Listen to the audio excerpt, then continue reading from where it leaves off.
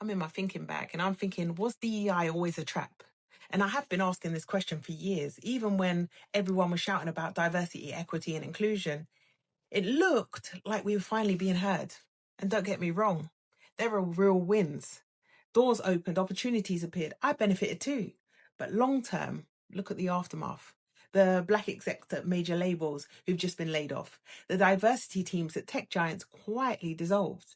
The editors and creatives hired to show progress, then written off as cost cutting. The consultants who went from book to broke. The ones who finally got in the room now watching the whole initiative quietly disappear, because when the headlines moved on, so did the budgets. That's how inclusion became optics. And while we chased progress, exclusion quietly became the strategy. Companies sold us workshops. Governments sold us slogans. They said equality was giving everyone a seat. They never planned enough chairs. And when the seats felt scarce, everyone starts to panic, right? People who once supported the idea start feeling triggered, if not by the lack of seats, then by the culture wars built around them. And that's how you get division. And maybe that's why in politics too, we keep seeing faces of colour push forward who, to us, are incompetent and clearly not ready for the job.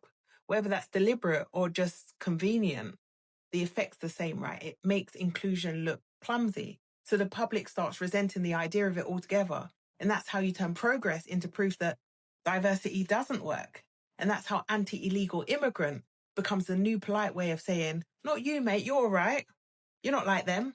Because illegal starts as policy, but it always ends up as prejudice. In the US, they said ICE was only coming for immigrants. Now Black Americans are realizing that the net's much wider.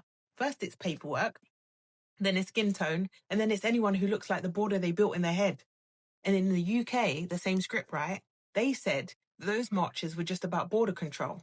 But when you hear NF charts in the crowd, you understand why we're afraid. Because fear doesn't just divide nations, it divides neighbours. I've heard immigrants cheering anti-immigrant chants, thinking that they're safer because they're not illegal. That's the trick, right? Make you believe you're safe because someone else isn't. It's you're not like them until one day you are. Exactly as if we weren't already paying the black tax. Now it's black tax plus interest plus VAT. We've seen this movie. We've seen the state mixes fear with economics. Someone always profits while someone else disappears. Private firms get contracts. Politicians get points. The public gets played. So who really benefits from the tension?